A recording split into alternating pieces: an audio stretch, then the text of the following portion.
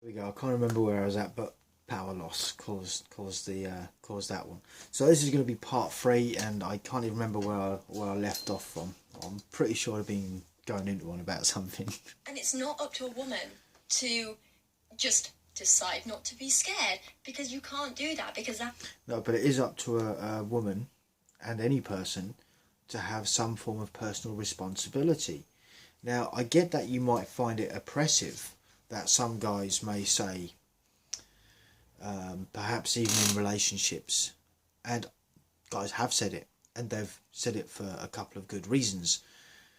Usually they get accused of being controlling and shit like that, but they say it for a reason. It's like, okay, it's that saying of, are you really going out looking like that? You got to understand that there's a couple of ways when a guy says that to his partner. Right, I'll use an example here of maybe this guy's girlfriend, this metaphorical guy, his girlfriend is going out for the night, and she's wearing something that's very low cut, a little bit sassy, a little bit risque, a little bit revealing, right? When the guy says, "Are you really going out looking like that?" There's a couple of ways that it should be looked at. Now, from a woman's perspective, it's going to be the typical, you're controlling, you're obsessing over me, you're trying to control what I wear, you're telling me I can't go out, and it's like, no. Look, put your feelings aside for 1 second, right, and look at it from a logical point of view. The guy is looking at his partner and seeing her going out as a potential target because he knows what other men can be like. These outliers, this percentage. He knows what they can be like. So as much as it may seem oppressive and you're taking away someone's freedom because they're suggesting that they don't wear revealing clothes or something like that, you know, they're actually doing it for their woman's safety. Because they have their best interest vested, and the last thing they want to do, the last thing the guy wants to have, is a phone call whilst he's maybe out down the other pub or maybe sat at home, is have a phone call from the cops or from his girlfriend or from his girlfriend's friends that she's gone out drinking with, saying that there's these bunch of guys that are harassing her based on what she's wearing. Now there's the flip side to that. There's also the women that go out wearing very little because they are very promiscuous. And yeah, you could argue for, well, is it an insecurity thing with the guy? Yes, it could be. These are all factors that you really need to take into consideration before you start just assuming that all men are bad, controlling and evil and yada. I know that's not what you're saying, but you get the gist of it. You know, it's like, wear what you want, but remember this, there are people out there from different cultures and backgrounds that don't appreciate you wearing something so revealing, and their culture is very different to ours. And they will treat you like they would treat a woman in their own culture who dressed and acts like that. I'm just saying. And I'm not saying that, you know, the natives of any European or Anglo-Saxon country wouldn't do the same in terms of harassing, because, you know, we've been trying to tell you. We know some men are inherently bad, and we've been trying to tell you for years. And every time we try and come up with the argument, try and explain it, you just call us like, oh yeah, you're controlling, or this, you're that, and it's just never ending. And you never actually take a second to think that maybe, just maybe, we care about you. But it's easier to play victim, isn't it? Let's carry on. That's how you end up dead. It's up to the men to change their behaviour. If you don't want to hurt a woman, don't act like you do. But, and again, this is it. Most men don't go out with the intention of, right, here's what I'm going to do, right? I'm going to throw my jacket on, and on my way down to the pub, I'm going to go and harass a couple of women. It doesn't work like that. You know, and in a lot of cases, these guys are like, they've got probably their own issues going on, and I'm not discounting that in any way, shape or form. And then you've also got the other side, which is very relevant regardless of what you might think or say, of false accusations, why evidence is 100% key needed. Absolutely 100%. Because all the time you've got data and statistics that has fallacies like false accusations. Yeah, they're not accurate anymore, are they? And also, when they deliberately don't include the issue with bringing different cultures into a country, wherever that may be, that has a different cultural setup anyway. But you don't want to, as soon as you bring that one up, it's like you're another historianism, and it's like, for fuck's sake, it's like, no, you're just trying to explain something. Make simple changes to make sure the women around you feel safe. It's as simple as that. Okay, so we have to make changes to make sure that the women around us feel safe, right? Do you realise how crazy that actually sounds from a guy's point of view?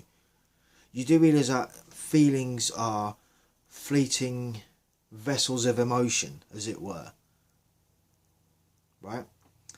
So we can't make you feel safe per se, because it would have to be tailored to the individual.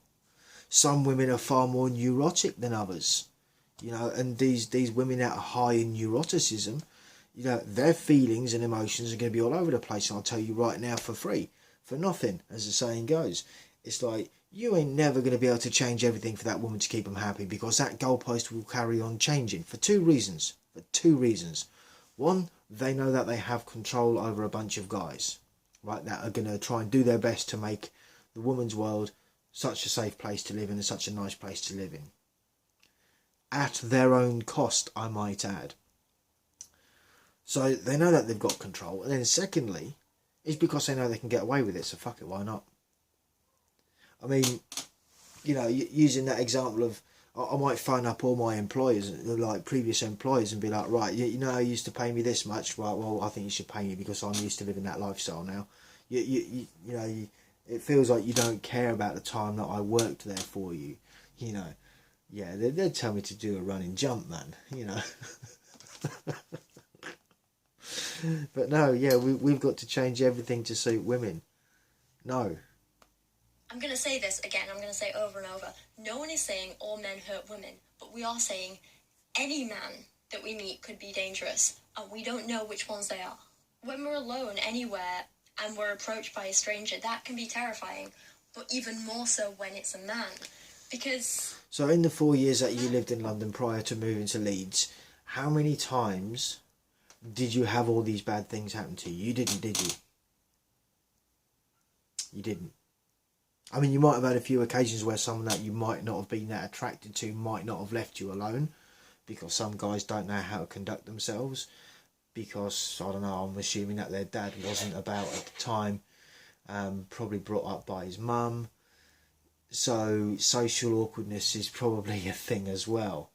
A lot of guys have had to teach themselves how to interact with women, and the truth is, we will never get it 100% spot on, You're talking logic and reason versus feelings and emotions in here, and your feelings and emotions, which are fleeting, cannot trump logic and reason. Don't try and logic your way out of this. Don't tell women what she should... No. It's not about logicking your way out of it, but let's carry on. It just is true.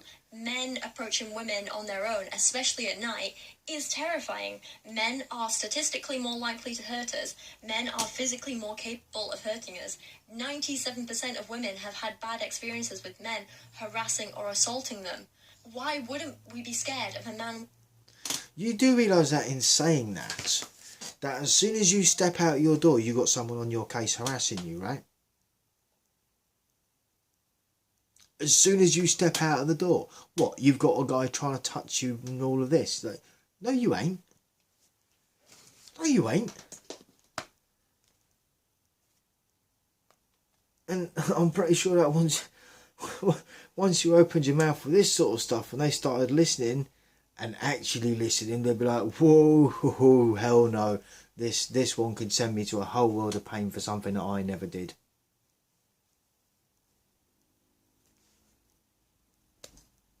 Because, lo and behold, women lie, women make false accusations, and women try and throw innocent men in prison for shit they didn't do. Know nothing about. Mostly what we're asking for with this entire movement and conversation is for men to be a little more aware of how women, particularly strangers, feel around them and interpret their actions. Right, well, you're so strong and independent and all of that, right? Stunning and brave. You're asking us to cross the road and stuff like that. Why don't you cross the goddamn road? You got legs. You cross the road. Why should everyone pander to you all the time? You might consider a perfectly innocent action of, running down a street. A woman may interpret as, this is a man chasing her, she's going to die any second now. Well, then she needs to go to the doctor and get herself some meds then, doesn't she, quite frankly? If you're going out with that sort of mentality, you've got a serious fucking problem going on there. You need to get that looked at ASAP.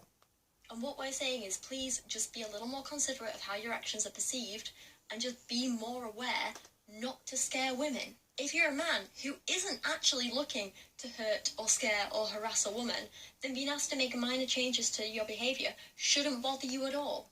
No, it goes back to saying you're strong, independent, stunning and brave. Why don't you make the fucking changes? That's equality. You don't have to walk across on the same footpath as some guy you're not attracted to, because that's what it will come down to. As always, whether you fancy them or not. If they don't meet your criteria of attractiveness, then they're going to be a creep harassing you. Right? You can cross your own fucking road. We built the other side of the road just for you. So, sorry, such a turd for doing that. Fuck's sake.